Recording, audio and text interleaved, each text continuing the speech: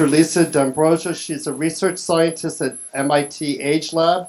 Her research focuses on questions around decisions that impact later life, including decision-making around financial planning and preparedness, transportation and mobility, and technology adoption.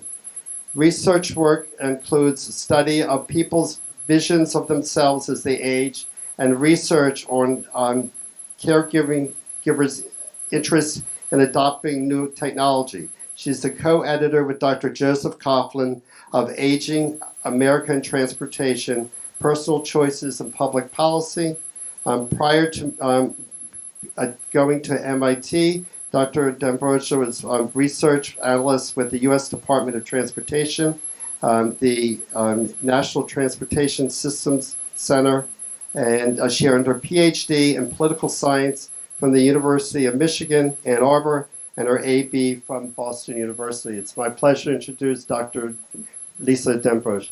So as Philip just mentioned, my degree is actually in political science, not in engineering as one might expect typically a speaker from MIT to have. So I just needed to make sure that the clicker was working on the computer. So thank you. So good morning and thank you all for coming. Can you all hear me? Okay, great. As Philip said, I am a researcher at the MIT Age Lab, and I'm going to talk a little bit about some of the work that we do at the Age Lab, some of the research that we do, and hopefully encourage some of you to consider getting involved with some of the work that we do. And also talk about some of the research that we've done and the ways that we think about aging, so that when we think about an aging population and everybody living longer, it's not just about existing for a longer period of time, but really aging well. But first I want to share a couple little bits of data with you. So life expectancy in the United States has been increasing over the past century. So if you look up at this chart, if you were born in 1900, your average life expectancy, 47 years. 50 years later, the older baby boomer cohort, that had increased over 20 years. Your average life expectancy if you were born in 1950, 68.2 years. Younger boomers, those born in 1960, a little bump there. Gen X, this is the birth year 1970, so up to longevity up to 70.8 years. The millennial generation, this is the birth year from 1988, so almost 75 years life expectancy. And then the post-millennials born in 2000, nearly 77 years old life expectancy. You do see an effect of good genes, right? If you were born in 1900, and you made it to age 65, your life expectancy was 77. So you still had, on average, 12 more years. Some people lived longer, some people didn't make it to 77. But if you had those good genes and you were born in 1900, you made it to 65, your average life expectancy, 77 years. And we've seen an increase in that, but not as rapid as we have for those people who make it to age 65 as we do for the life expectancy at birth. And this is amazing. If you think about all of the innovations, all of the inventions, all of the changes that we experienced in the 20th century, so the development of the automobile, the rise of auto culture, air travel, the computer, internet access, all the things that you could do in the year 1999 that were not imagined, dreamed of, possible in the year 1900. All of those inventions, I would argue, maybe don't stack up as well or as amazingly as this incredible increase in life expectancy that we had over that century. So all of the developments in medicine and public health and education and technology have combined to enable us all to live longer. And this has resulted in something unprecedented. So as Philip was giving you a little bit of data, I'm going to give you a little bit more. So in 2010, 13% of the U.S. population was age 65 or older. In 2030, that's expected to be 1 in 5. So 20% of the population will be age 65 and older. By 2035, this is the last sort of picky data point I'm going to give you for right now. By 2035, there are expected to be 78 million people in the U.S. who are ages 65 and older, but only 76.7 million who are under age 18. So this is what we call inverting the population pyramid. So these are when we think about what's traditionally happened in the course of human history, we've had more younger people, more children. And then as people aged, they would die off, they'd get sick, accidents would happen. So you had typically many fewer people, and you would see this triangular shape to the population, where there'd be relatively fewer people on top and many more people down at the bottom. So with the increases in life expectancy, what we see are those little tiny pieces up top getting broader. And as Philip mentioned, with declines in fertility rates, what's happening is that the pieces down at the bottom are getting smaller. So in 2035, we are expected to actually square the population pyramid, where actually the people on top will outnumber the people who are on the bottom. So again, this is unprecedented in human history. We've never had to deal as a race, as a species, as you know, something living on this earth, with this kind of challenge, with so many older individuals living longer. And it's wonderful. It's a great success, but it's a challenge because, again, we have systems, we have infrastructure, we have a world that really hasn't been designed for an aging population, for so many older adults. We have a world that's really been designed for many more younger adults. So again, we have the success story. We've got, this is one of our favorite pictures too. So we've had this amazing success story. We've got this world not really designed, as I said, for an aging population, not really designed to meet all of the needs and challenges that older adults may have. And this is where we come in at the Age Lab. So we have been around for about 20 years, and we started with my boss, Dr. Joe Coughlin, was working in transportation, and he looked at some data and basically was attending to the notion that we have so many more older adults living longer, so many more older adults who are driving. But we have a transportation system that is not really designed for older adults. We have cars that are not designed with older adults in mind. We have roadways and streets and signage that were not designed for older adults. So what are we going to do? Because we all want to be able to get around and do the things we want to be able to do. And in America, we all really love driving. Most of us really love driving. So how are people going to be getting around? And I know Dr. Nina Silverstein is going to be speaking to you later this afternoon about specifically, I think, some transportation options and more detail on transportation. But transportation is where our lab started, and we have an active and ongoing research program around transportation and livable communities. I would bucket up our work in three other buckets. One is the home, and basically the home as a logistics and service platform for bringing technologies and services to the home to enable people to live in their homes and to live well. We have what we call retirement and longevity planning. We've been thinking in our lab about jettisoning the word retirement. We really don't know that it makes sense anymore. When you think about a lifespan of 77, 80, 85, 90, 100, over 100 years, does it necessarily make sense to think about retirement? Retirement kind of sounds like you're withdrawing from life, and that's not how we think about aging. And a lot for when you ask people these days, do you plan to stop working? When they talk about retiring, what they often mean is, I'm going to stop working at this primary job that I may have had for many years. But it doesn't mean that I'm going to stop working altogether. Nearly 80% of people say that they plan to work in some way after they retire. So retirement seems like it's a little bit of a misnomer in some ways. We like to think instead about longevity planning. How do you plan and prepare for a longer lifetime? And I know Dr. Rutledge is going to talk a little bit about some of the ways that people might financially be planning for a longer lifetime. So we are interested in how do we help people plan for longevity? Because if you're planning to live 70, hopefully 80, 90, 100 plus years, that's a long time to plan for. And to live well in those last years, I will require some planning and some forethought. And when we think about those earlier generations of adults, your parents, my grandparents, your grandparents, they might have worked until they couldn't physically continue to work, or if they were able to retire, they might have retired and then, perhaps done some traveling, hung out with family and grandchildren. But when we think about what longevity means now, that people, when they retired in earlier generations, maybe they were looking at something like 7 to 10 years in retirement. But now, when you reach traditional retirement age, you might be looking at 30 plus years. That's a lot of your life. So again, people don't necessarily want to spend those 30 years just watching television or watching grandchildren. And finally, maybe some of you do. Hopefully by 30, if you're going to watch them for 30 years, at some point they'll kind of age out of needing that kind of care.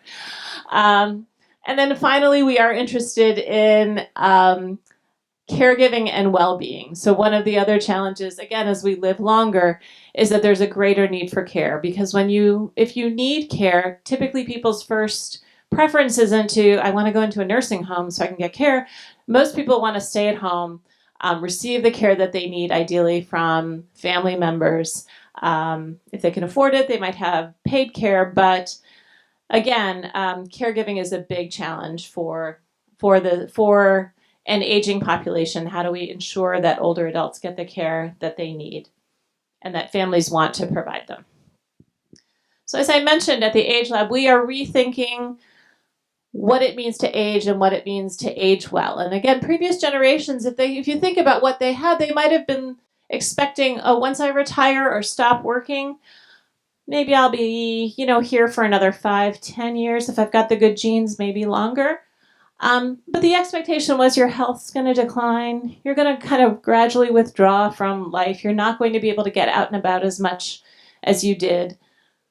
That was sort of what was happening in previous generations, that green line here. But what we are arguing is that with this increase in longevity, we also have an increase in our expectations for what aging should be like and how we want to age, how we want to live as we grow older. And this space is where we like to think about our research. How do we, again, not help people just live longer, but live better? And Philip mentioned that, one of the titles for the talk is the symposium today is How Old is Old? And in our research, typically when we've asked older adults that, usually it's about 20 years older than you are now. So no matter what age you are, when I was 50, I thought it was going to be 60, maybe 70 would be old. Now that I'm 70, I don't actually feel that old. Maybe it's 90. And of course, if you ask people who are like 20, 25, God forbid you ask them to think about being 40 or 50. So that's ancient. But yeah, we want to think and help people think again. Being older doesn't mean that you're withdrawing from life or that you can't and shouldn't be able to do all the things that you want to do. And that means too that aging is not just about checking the boxes for your physical needs. It's not just, great, you got all your medications, great, you were able to make it to every doctor's appointment that you needed to do, fabulous that you got the bare minimum groceries to make this unexciting meal. We like to think about, I'd like to think that you're getting the groceries to make a more exciting meal. We like to think about aging and living well as not just like meeting bare minimum security and health needs, but really helping people develop the kinds of things that they want to do, to develop their interests, to do things that spark passion for them, that spark joy for them, that bring meaning to life, that help them feel like if they want to leave a legacy, that they're able to do what they want to do in order to ensure that.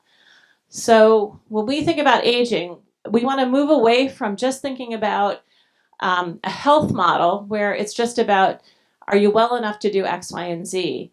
But not only are you well enough to do X, Y, and Z, do you have the resources to be able to do the kinds of things you want to do? And those kinds of things might include the things that bring you pleasure. So it might be volunteering, it might be reading, it might be writing the novel you've always meant to get around to doing.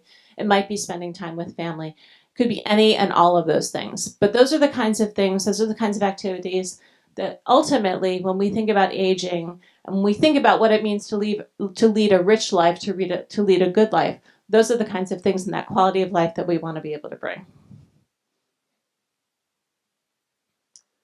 So, I mentioned I was going to talk about our lab, and I am. So as I said, we are the Age Lab at MIT. We've been around for about 20 years.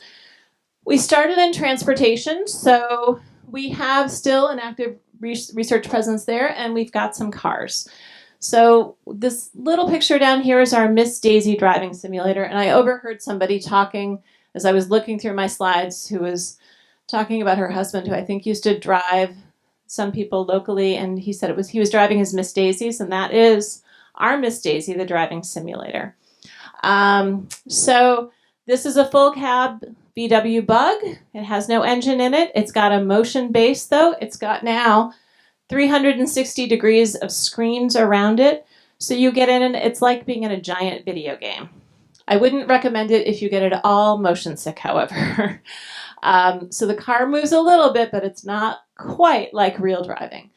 So we use Miss Daisy to explore ways in which people interact with new technologies. We use Miss Daisy to see how, if we put drivers under stress, how it changes their driving patterns and behaviors. We basically use Miss Daisy to do lots of things that we think are not safe enough to do out on the road. Some of my colleagues are very interested in autonomous vehicle technologies. So does anybody here have a Tesla? Sometimes we get somebody who does. All right, well, if you do have a Tesla or you know somebody who does, I encourage you to join our Tesla study. We have drivers all over the country whom we've sent basically computers to that plug into their car so that we can track how they're using different kinds of driving technologies and how they're interacting with autonomous technologies in their cars. So we have an on-road set of something like 30 cars for 30 drivers across the country that we're tracking. We also have, for our research, a smaller set of 5 or 6 cars that we use locally to do research on the roads to see, again, to look at how people interact with the technologies in the vehicles, how when we ask them to do certain kinds of tasks, like answer a cell phone call, how that affects their driving behavior. Some of our other tools include Agnes. I'm going to talk a little bit about her in a few more minutes. We collect a lot of data through surveys, focus groups, interviews. As I mentioned, I'm a social scientist by training, so that's how a lot of the data that I collect come to be, and a lot of the data that I look at. And I've included Paro. Paro is a robotic seal developed by Tonori Shibata while he was at MIT, and we like Paro. I don't know if anybody has a Paro. Is there a Paro here at the Winchester Senior Center? Paro is a robotic seal. He was actually designed for use with people who have dementia as a way to calm them when they might be irritated, upset, flustered. Paro's it's sort of a giant stuffed animal that interacts with you. He makes noises. He moves. When you talk to him, he talks back. If you don't talk to him for a little while, he'll try to get your attention so that you will interact with him. So Paro has been used. There's been some research done with Paro with people with dementia around soothing and calming. And there's been, I believe, some research done in terms of, basically Paro's a therapy robot. Is he something that for people who are lonely or feeling isolated might have some kind of positive effect? So these are a few of the tools that we use at the lab in some of our work. And I want to talk briefly about a couple of different studies and some research that we've done to give you a little bit of a sense for some of the work that we do and some of the things that we're thinking about, and also then encourage you to consider getting involved with us at the lab. So a recent study that we've done, and the work that we've done is now forthcoming in the Journal of Applied Gerontology. So if you're really interested in the article, I'd be happy to send it to you, or you can look it up and then the journal. But we were interested in the question of social isolation, because 1 in 6, 17% of Americans over age 65 are socially isolated. They have a low number of social contacts and connection with people that they see on a regular basis, people that they talk to on the phone, connect with by email, internet. Over half of people ages 75 and older live alone. That puts you at greater risk for isolation. You don't have somebody else in the house. They're less likely to be able to tap into their social networks and the kinds of connections that even they might have coming into the house, or that, if you pick up the phone, Maybe they're calling for your spouse, but you might chat with them for a few minutes before you pass over the phone. Isolated individuals, people who are socially isolated, cost on average over $1,600 in increased healthcare costs. There's in the data, social isolation increases the risk of cardiovascular disease, cognitive decline, and premature death, as much as obesity and other risk factors like smoking. One of my colleagues likes to say, the impact of being socially isolated is like smoking a pack of cigarettes a day in terms of the impact to your health. So social isolation, you might think, oh, it's not so bad. You know, you've got internet access, you've got the great TV shows, you've got great cable, you're fine.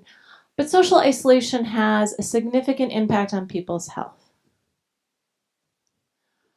And what's also all true, one thing that's also we know about social isolation is that, you know, people know it's a problem. And there have been different kinds of programs that have been developed to combat social isolation, support groups, other kinds of formal outreach methods.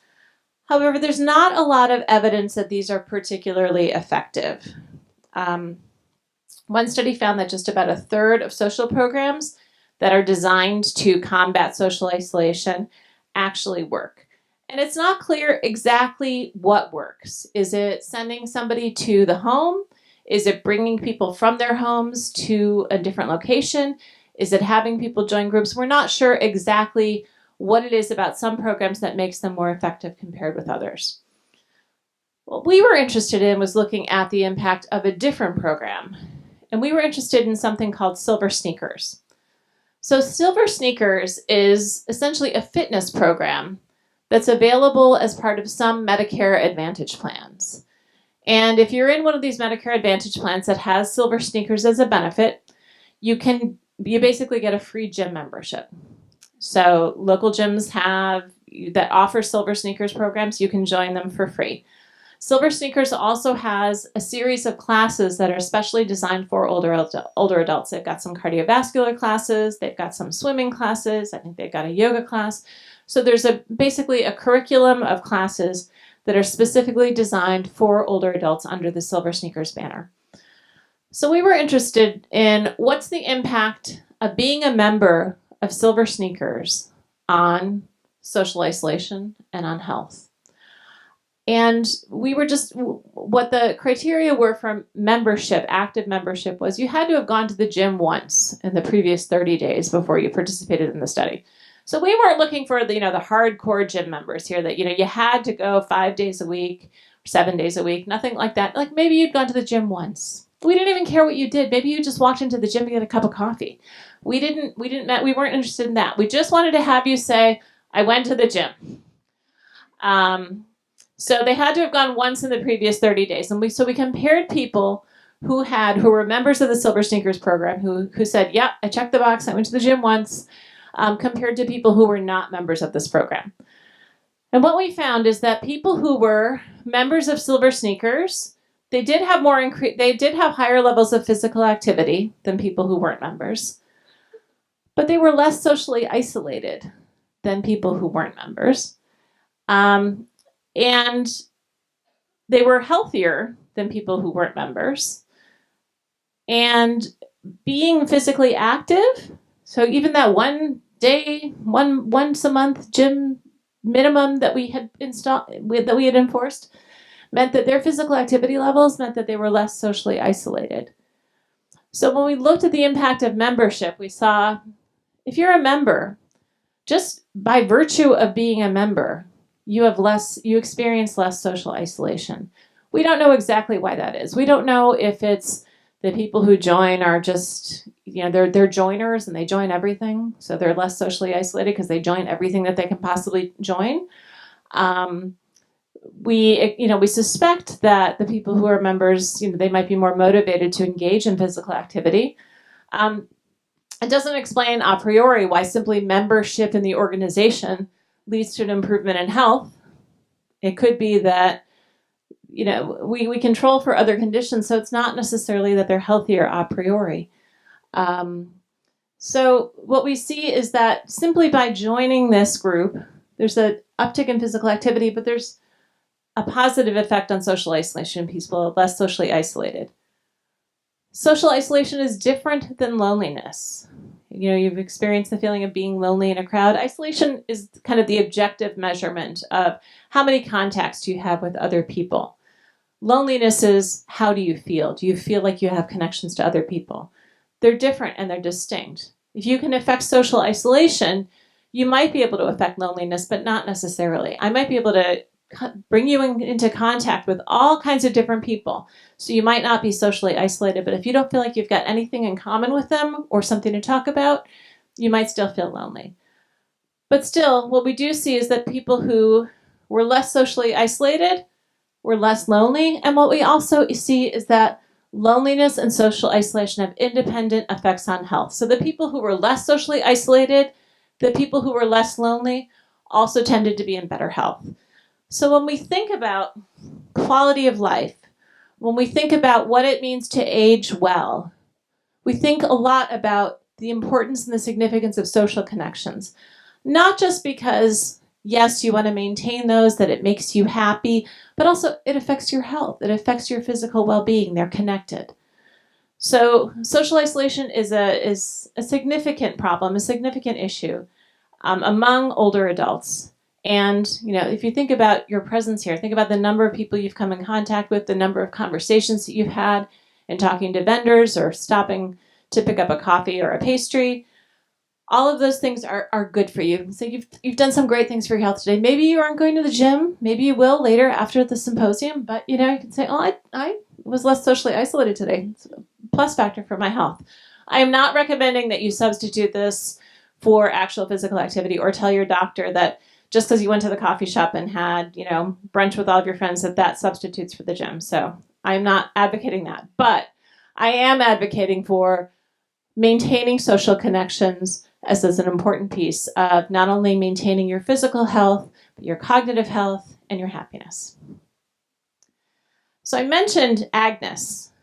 AGNES stands for the Age, Gain, Now, Empathy System. We're big on acronyms at the Age Lab.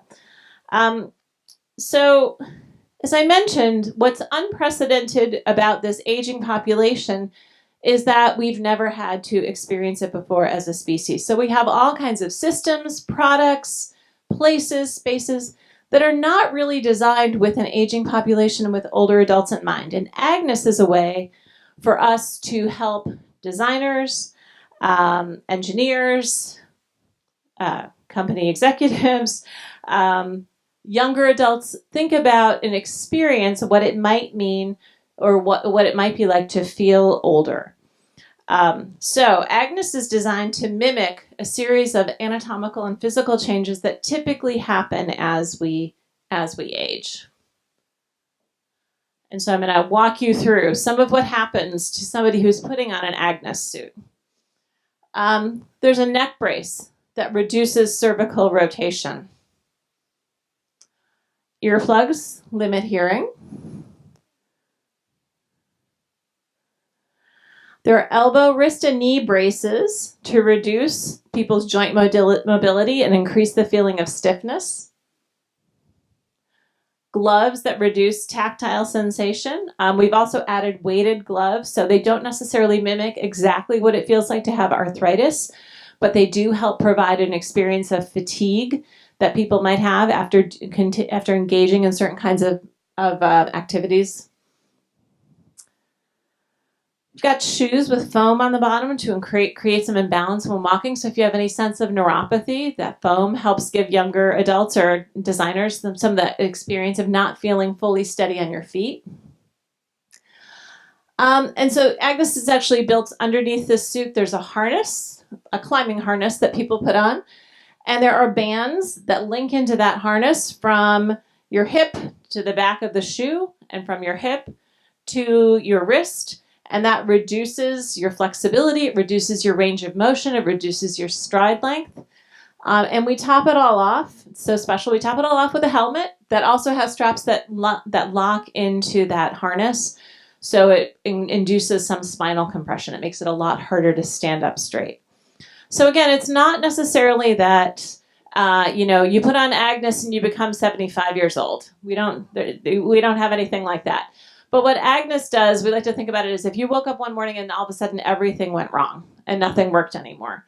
This is kind of what the experience might be like. And we talk about Agnes as an experience and opportunity for, again, engineers, designers, people who work in different companies, younger adults to feel the fatigue, the frustration, and the friction that sometimes accompany aging and trying to accomplish some of the tasks that we want to be able to do out in the everyday world. And we have used Agnes in a variety of settings. So this is a picture from some work we did with CVS now 5 or 6 years ago. So this was the design of a CVS store, and they were in the process of redesigning what the spaces would look like. And this gentleman is actually an executive from CVS, and we thought, how better to really give them the experience of what it's like to shop in their stores other than suit them up with Agnes and then give them a shopping list and say, these are the products we want you to go and get. We've carefully selected them so that they're on the bottom shelf and they're on the top shelf and that they're heavy and you have to put them in the cart. And we also want you to find the hearing aid batteries, and then we want you to find the particular lotion that's best for this condition and the one that's on sale. So go. I forgot to mention we also have Agnes. We have goggles. So we've got some just plain yellow ones to mimic the yellowing of the lens with age. But we also have some specific ones that mimic diabetic neuropathy, extreme nearsightedness, glaucoma, macular degeneration. So we've got kind of a suite of goggles that make it really hard to see. So what we did was we had these people go shopping. We recorded them. We had a number of Age Lab researchers also do the same thing, wearing Agnes to go shopping. And based on our experiences, we sat down and we said, how do we think this worked? What do we need to change? As you're thinking about redesigning stores, what's really challenging? One thing that was really challenging were really narrow aisles. That people who were wearing Agnes, we had an undergrad, this 19-year-old very fit MIT undergraduate who was wearing Agnes, saying, I really felt like I needed double the amount of room just to turn around in an aisle because I was afraid about stepping back and hitting something. She did actually knock over an entire display of gift cards at the end cap. But so her fears were not unfounded. But it was that experience of I need more space, the feeling that I want more space to be able to maneuver. That shelves were too high, that there were so many products generally and so many products tightly crammed on shelves that it made it hard to pick out a single thing. That checkout counters were designed several years ago where you would pull up and the counter would be here and then the candy would come out at an angle. So there would be a gap of about a foot from no matter how close you got. You'd have to, if you were lifting heavy items out of the cart, you couldn't just immediately move it to the counter. You had to lift it over empty space before you could get there. So checkout counters were challenging. Getting out to the parking lot was challenging, where the carts were located. So based on that, we worked with them around flooring. We worked with them around lighting. CVS actually reduced the number of product SKUs in their stores to cut down on some of the crowdedness for some of the shelves. They changed signage. They used to have lollipop signs. Now there are a lot more signs on the walls to kind of direct people to general areas of the store. We also used Agnes recently with one of the world's largest hearing aid manufacturers, where we had both executives and researchers come to the lab for a workshop, and we were able to outfit some people in Agnes and then say, okay, now put your hearing aid in. Couldn't do it. And again, these we didn't ask him to replace batteries. These ones are, you plug these ones into the wall, but getting them into his ear, he needed help. So it's fun hopefully for designers, for engineers. It's a great way to learn about what are some of the requirements, what are some of the ways that you can think about designing well for an aging population. Because again, the goal is we all want to be there. We all want to be part of that population. So it's in our own self-interest to try to think about how do we help products, services, spaces, places be designed better. Because we also know that when products are designed well for older adults, does anybody have any OXO, Good Grips stuff in their kitchen? Yeah. When products, those were designed originally for people who had functional limitations, who had disabilities. they're really popular because they work really well. And we know that when things are designed well for older adults, they actually work well for everybody. So the T in MIT stands for technology. So I want to talk about technology for a minute or two. We see technology, obviously, on all of the domains that we're interested in, all the places that we look. We're alive with it this morning. But autonomous vehicles could revolutionize the way that we get around. Worried about driving, whether your reaction time's slowing down, maybe just the car comes, picks you up, you just hop in, the car drives you where you need to go. Not a problem. Retirement savings, so using some online tools to think about how do we plan for retirement, how do we ensure that we're saving enough, we're invested as we need to be invested. There are a variety of ways we can collect data around health. Technology obviously plays a big role as when we think about some of the medical advances and people living longer. In home, anybody have an Echo in their home, an Amazon Echo, the Alexa? Yeah, always more people have it than I think. We did some focus groups with people, I think they were 80 and older in Phoenix about a year and a half ago. And it was our first time asking about the Amazon Echo. I'm like, no one's going to have this. Like 6 out of 10 people in the group had it. They loved it. So technology is in the home. Retail shopping access. Anybody here ever buy anything online from Amazon? Okay, great. Awesome. But the reality of technology has not necessarily equaled the promise, right? Technology was going to solve all of our problems. Everything was going to be great. We'd be like the Jetsons. We'd have robotic maids. It would all be fantastic. Hasn't quite turned out that way yet. So part of it is just because people are building it, just because engineers are building it, doesn't mean that everybody wants it. So I want to ask, does anybody have the Philips Lifeline? Okay. There's actually a brochure for it over there at the Winchester Hospital. I just took a quick look at it. So Philips Lifeline, does anybody not know what the Philips Lifeline is? Okay. You do know what it is or you don't? Okay. All right. Just checking. So Philips Lifeline is a hunk of plastic that you can wear around your neck. And if you fall, you can press a button and you can talk to somebody or you can call emergency responders to come to your aid. Help, I've fallen and I can't get up. Yeah? Okay. So you could get that if you were concerned about falls or if you were concerned about your spouse falling. So if you were, say, honey, I'm going to be gone for 6 hours, 5 days a week playing golf. I'm worried about you being in the house by yourself for that time. You might fall. I wouldn't be there. Or you might be, honey, I'm going to be at book club and then I've got, this other activity I'm doing and then I'm volunteering and I'm watching our grandkids. And so you're going to be alone for 4 to 6 hours a day. So I'm worried if you fall. So you could get the Philips Lifeline. And there's a lovely picture actually in the brochure of a gentleman who's wearing it around his neck. So something a little larger than this probably that you would subtly wear. Or you could have the Apple Watch, the new Apple Watch, which also has technology embedded in it so that it can track if you fall. And I believe I read somewhere that it's the kind of thing that if you don't move after it detects a fall, it can automatically call emergency services for you. So just a little informal data collection, a little informal survey. If you had a choice, how many, and of course I haven't exactly presented perhaps Philips in the most flattering light. However, it is a chunk of plastic that you do wear around your neck, or maybe it's a plastic hunk that you wear on your wrist. How many people would pick the Apple Watch if you had to have one of these, if you had a choice? How many people? Okay, how many people are going to go with Philips? Okay, a few people will go with Philips, but most people are going to pick the Apple Watch. It's not stigmatizing.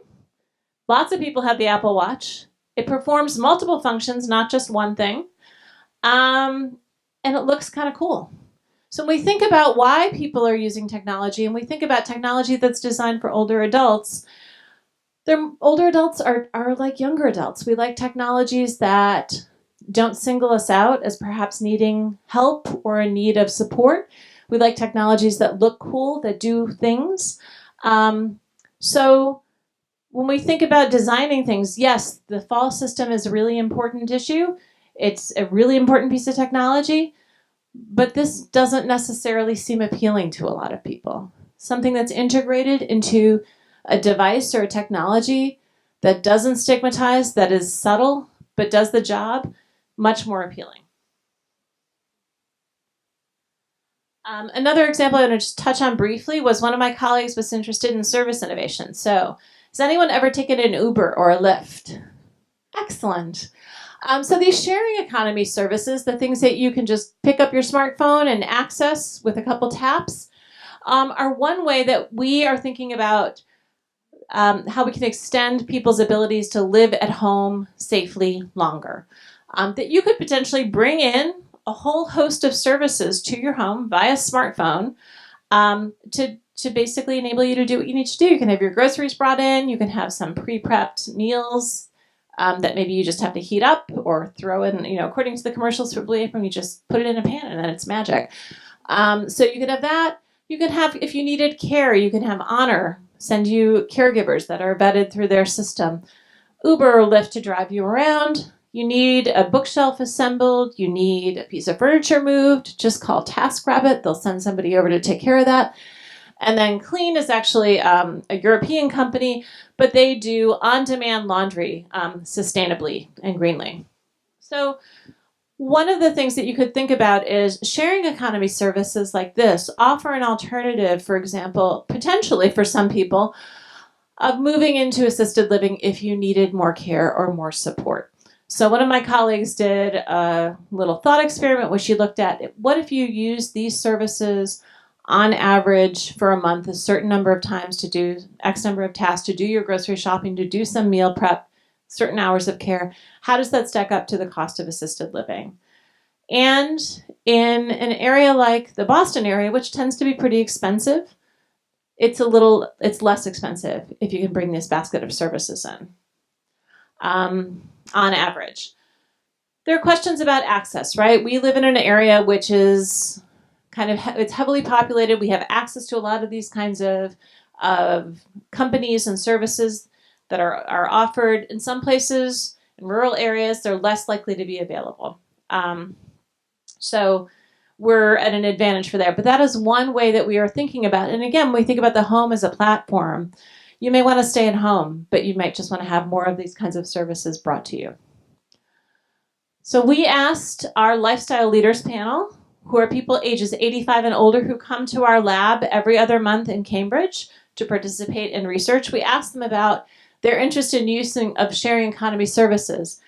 And we did have people who certainly knew about a number of these services. We'd had people who'd used some of them, so the smaller bars are who's used. We have kind of a spiker on Airbnb because one of our people 85 and older was actually an Airbnb host for a while before she moved. But people had used Lyft and Uber, Zipcar, Blue Apron. So they'd used a variety. Some people had used a smattering of these services. A lot of people had heard of them, but not used them.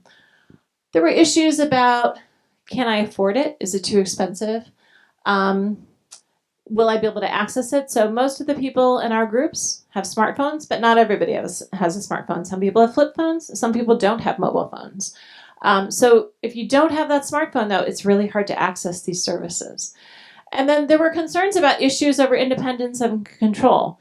Somebody said, I'm going to do my own laundry as long as I possibly can. It's kind of the use it or lose it model. I don't want to stop doing it because that keeps me physically active. It helps structure my day. It gives me something to do. So those are ways in which people wouldn't use these services unless they absolutely needed to. And also there were some concerns about whether these services were, threatening. These are basically strangers that you call, are coming into your home that have been vetted through these services. But you do notice, of course, a lot of these things like, don't talk to strangers, don't get in a car with strangers. We get into the cars with strangers all the time right now with Lyft and Uber and talk to people online all the time. So it's a little bit of a different world. So I'm done on the talking at you portion, but now I want to encourage you to think about ways that you might want to get involved with us at the Age Lab. So one way is to join our volunteer database. Our website is agelab.mit.edu. You can go to that clunky web address up there, or down at the bottom of the page, it says volunteer for a study. You can click on that and join our volunteer database. And as we have studies that come up, we would contact you and ask you if you're interested in participating. You're never obligated to participate. You can always say no. It just gives us your information so that we could invite you to take part in studies. And we do studies on everything from driving to student loan debt to caregiving. So we run the gamut. We also have our Omega program. We have the Omega Summit happening at the MIT Age Lab on October 20th. Omega stands for Opportunities for Multi-Generational Engagement, Growth, and Action. It's a program really designed for high school students to get them to connect with older adults, to get them to start and maintain and institutionalize intergenerational programs at their schools. So we have a summit where we talk to them about ways to do that, and we also have a college scholarship that we offer. So if there are students that are involved here at the Senior Center, or you have a grandchild or a child you know in the neighborhood who does these kinds of things, I would encourage you to encourage them to check out Omega. And finally, if you are 85 or older, and clearly you all look too young to me to be 85 or older, but if you know somebody who is 85 or older, I would encourage you to let them know about our Lifestyle Leaders panel, who, as I mentioned before, is this research panel that comes to the Age Lab every other month. We have lunch. There's usually some reading in advance. And we do some research around a given topic of interest. So we learn a lot from them. We think that they get a lot out of it. So it's really a great opportunity. So we don't provide transportation. However,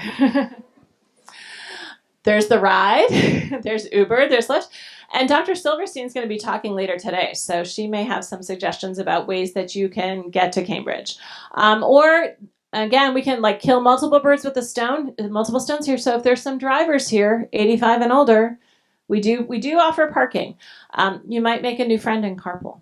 So thank you very much. I appreciate your time and patience and attention this morning, and I hope that the rest of the day goes well. So thank you.